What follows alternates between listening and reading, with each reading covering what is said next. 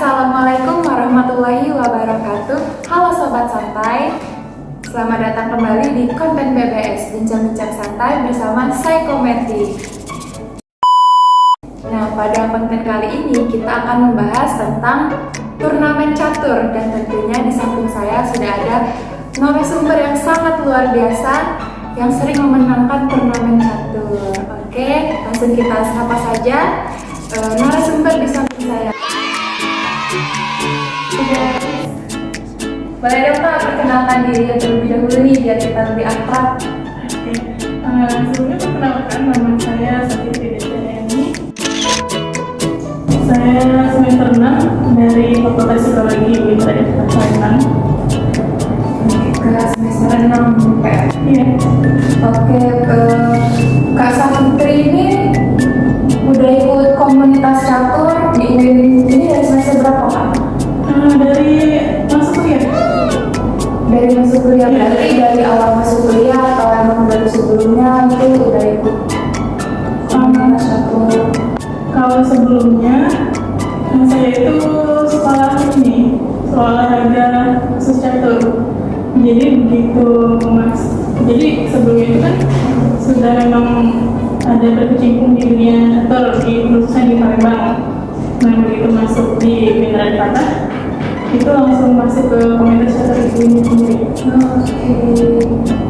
Berarti memang dari awal Kakak punya minat ya di permainan catur ini? Iya. Bisa nih Kakak ceritakan gimana sih awal mula ketertarikan Kakak pada permainan catur?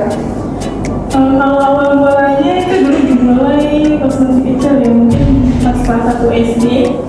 Itu saya lihat ada kakak-kakak bawa catur kecil magnet, kalau dulu kan ada kan.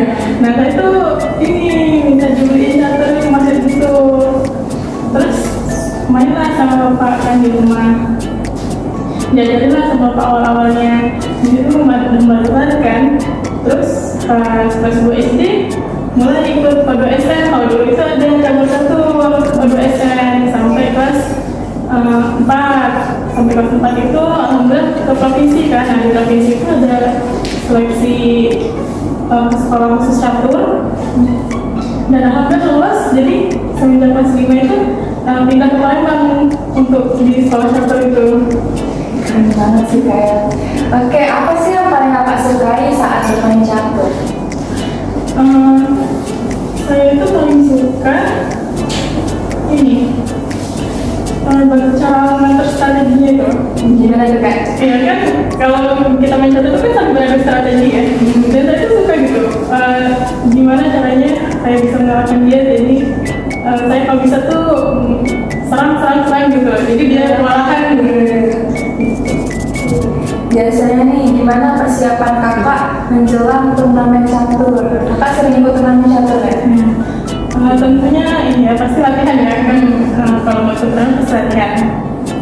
Tapi kalau di catur ini latihannya nggak bisa mepet-mepet kalau sebulan 2 bulan sebelum turnamen catur. Jadi latihannya tuh kalau bisa konsisten seminggu sekali atau seminggu 2 kali 3 kali gitu. Kan nanti pas sudah menjelang turnamen catur itu ditingkatkan lagi intensif latihannya, bisa seminggu 5 kali gitu. Berarti harus punya persiapan yang lebih matang kayak. Iya. Apa aja nih Kak tantangan atau kesulitan terbesar yang pernah Kakak hadapi saat bermain catur? Kalau saat bermain catur ya itu saya tuh sering kesulitan mengenai daya tahan tubuh. Karena kalau misalnya kita lomba nasional itu rata-rata satu kali permainan bisa 2-3 jam satu partai sekali main. Nah itu kan kalau lomba itu kita bukan sistem gugur yang sekali kalah langsung nggak main lagi, tapi kita main dulu biasanya itu 7 babak secara berturut-turut. Nah bayangkan saja kalau misalnya 7 babak satu permainan itu bisa sampai 3 jam, berarti kan lama kan. Nah sehari itu paling cuma 3 kali main maksimalnya, jadi kan paling 2-3 hari main. Pas babak terakhir itu badan mulai capek gitu, pasti itu di tantangannya itu harus Itu sebelum mau tanding harus ada persiapan kayak waktu tidurnya gitu kan? iya Pola makannya?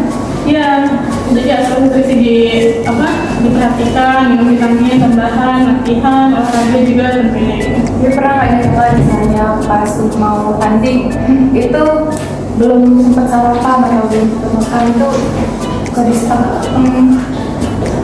Kalau ke distrik pasti ya, tapi kalau kita tanding itu biasanya kan didampingi official, jadi official itu yang mengatur masalah makan kita gitu, snack.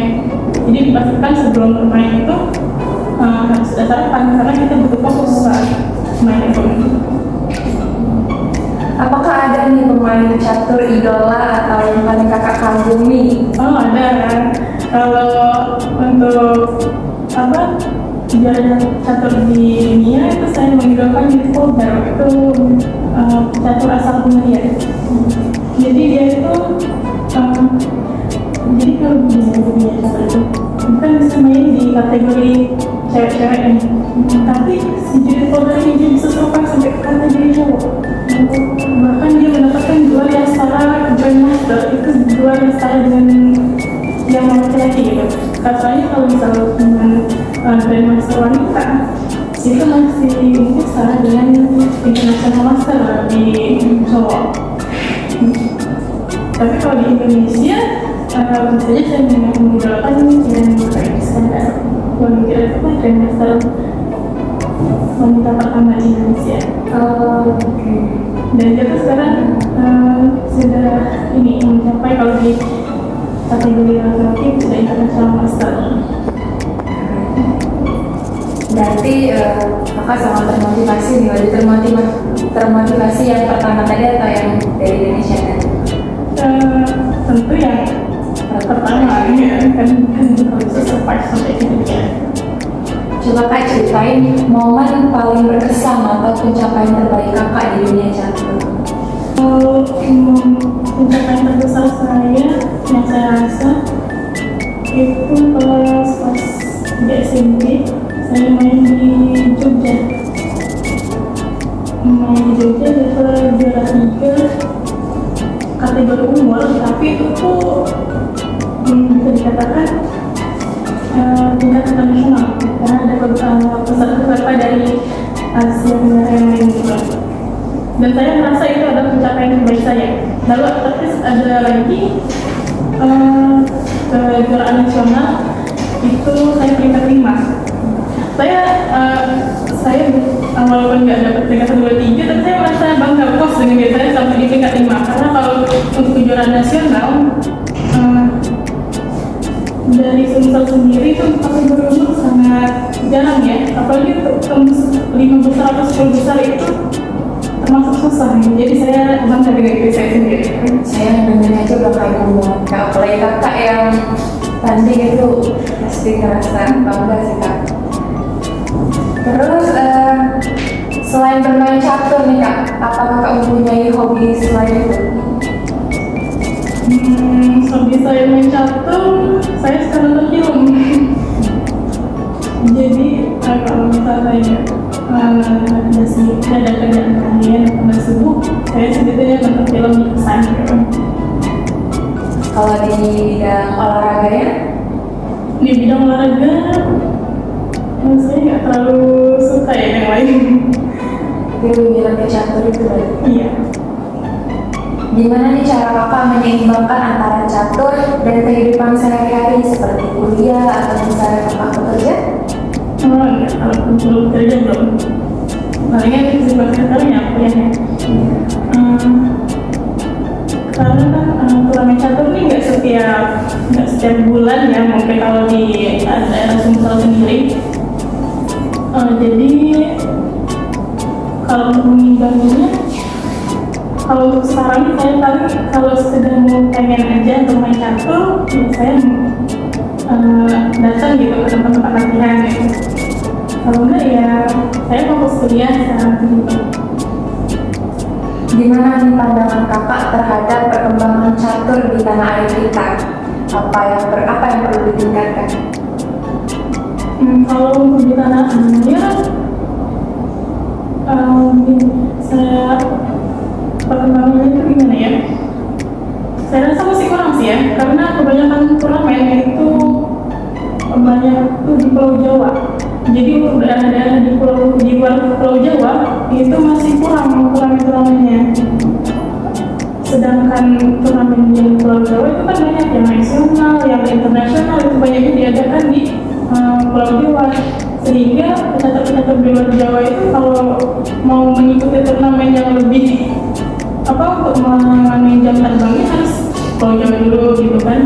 Paling saya itu aja sih ya pemerataannya mengadakan turnamen dulu.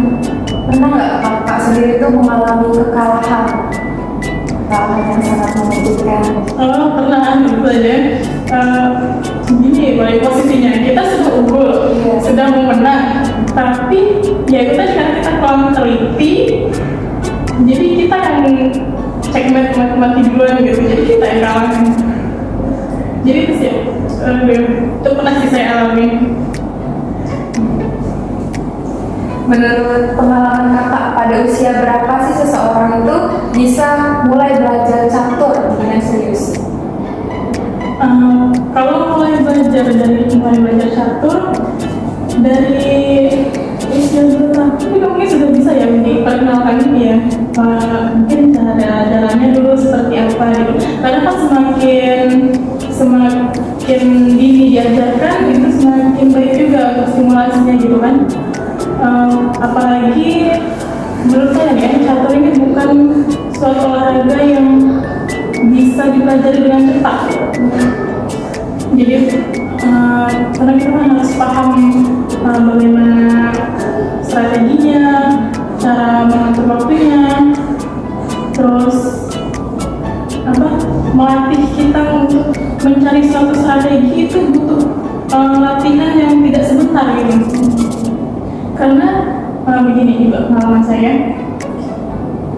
Sewaktu saya dari kelas 2 sampai kelas 4 itu kan saya cuma belajar, ya paling saya cuma tahu jalan langkahnya seperti apa gitu kan, kalau ada yang lain bisa dimakan gitu. Tapi begitu saya masuk ke sekolah catur itu benar-benar diajarkan bagaimana yang namanya istilah, pola-pola, partainya, materinya seperti apa gitu kan.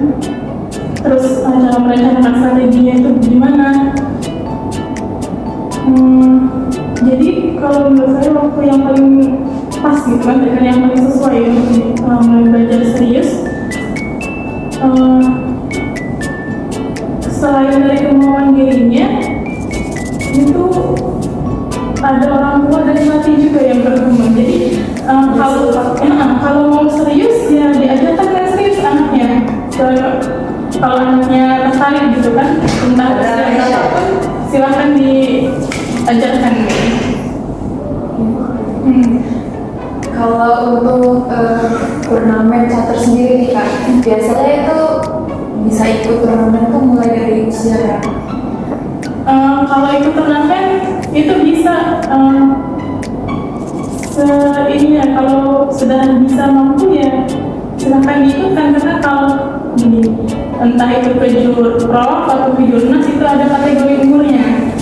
Dia kategori umur senior, terus ada kategori putri atau putra A itu usia 17 sampai 19 tahun, jadi B itu 15 sampai 17, dan begitu sampai usia di bawah 7 tahun. Jadi kalau bisa ada anak yang umur 5 tahun mau ikut, silahkan ikut dan kategori umur. Kalau dari kakak sendiri udah pernah nemuin yang paling dini itu usia berapa? Saya itu dulu pernah gini ke jurnas, ada anak namanya Samantha Edison, kalau nanti mau dicari ini apa, dia tuh ikut kategori umur putri, ini kategori umur B, jadi 15 sampai 17 tahun. Dia tuh di situ umurnya masih, kalau saya itu masih di bawah 10 tahun atau ya di bawah 10 tahun. Jadi dia tuh berhasil juara 2 di jurnas.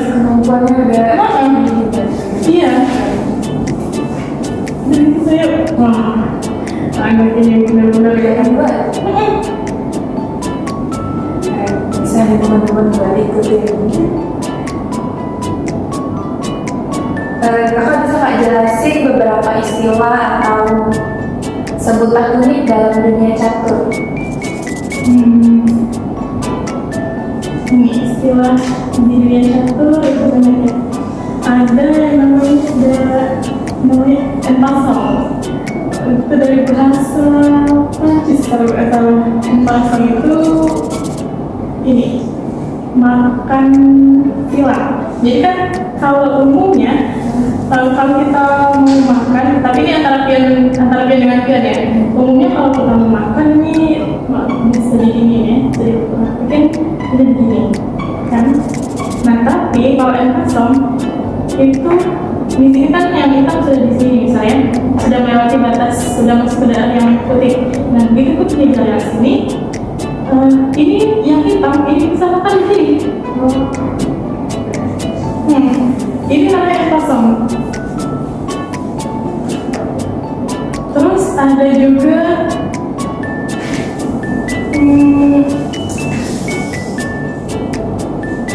zugzwang. Zugzwang itu ini dia terpaksa melangkah tapi kalah. Jadi si lawan itu memaksa saya melangkah, tapi yang saya langkahkan itu salah gitu. Jadi saya nggak bisa jalan yang lain kecuali langkah itu, tapi mau di bagaimanapun juga tetap kalah. Ya. Ada lagi kak selain itu? Masih banyak ya di catur nih. Biasanya ini kalau bahasa istilah di catur ini mengadopsi bahasa asing seperti ini deflection alih jaga kalau di catur gitu. Deflection itu alih jaga, jadi kita mengalihkan suatu penjagaan ke buah lain agar kita bisa mendapatkan keuntungan di kemakan buah itu.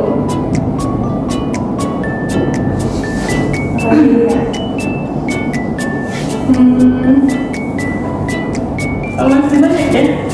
Terus kalau pembukaan, jadi di catur kan ada sesi pembukaan, ada middle game, ada ending. Di pembukaan itu macam-macam tuh nama pembukaannya. Ada yang Ray Lopez, ada Itali. Jadi yang kayak gitu ada pembukaan Inggris gitu. Apa nih saran kakak buat pemula yang ingin mengembangkan kemampuan bermain catur mereka? Saran saya kalau mau berkembang itu belajar dengan serius kan. Walaupun usia kita saya sudah golden age gitu ya, jangan berputus asa karena ada di catur itu ada seorang grandmaster di zaman dulu yang dia memulai karir caturnya itu dari usia 17 tahun dan dia menjadi salah satu juara dunia catur. Ya jadi kalau walaupun misal kita merasa udah terlambat kayaknya karena tadi saya bilang belajar itu butuh waktu yang cukup panjang gitu kan, jangan putus asa gitu. Tetap aja belajar, cari materinya, kalau bisa cari gurunya. Karena kalau kita belajar tanpa guru itu tidak ada yang mengarahkan. Karena kita butuh koreksi, kira-kira lebih baik mana ya Pak langkahnya gitu, atau sarannya bagaimana gitu. Nah, mungkin teman-teman yang nonton di sini pengen tahu nih kak, ada nggak tips agar kita tuh bisa menang di main catur? Ada tips tersendiri nggak dari kakak? Kalau tips dari saya, yang penting itu kita percaya diri. Kita harus percaya dan berani menyerang. Kalau kita mainnya menyerang, itu kan kita sudah memberikan tekanan kepada lawan. Jadi kalau kita tekan terus nanti lawan melakukan kesalahan. Jadi kalau menurut saya, saran saya itu mainlah dengan gaya menyerang, jangan gaya bertahan. Oke teman-teman, mungkin cukup sekian nih konten BBS kita kali ini. Ya tentunya konten kali ini sangat bermanfaat mungkin bagi kita semua dan sangat menarik banget tentang seputar dunia catur. Oke, mungkin cukup sekian ya kayak kita mungkin akan ketemu di lain waktu Kak, dan dengan konten-konten terbaru lainnya. See you next time, dan jangan lupa saksikan konten-konten DBS selanjutnya. Oke, terima kasih. Wassalamualaikum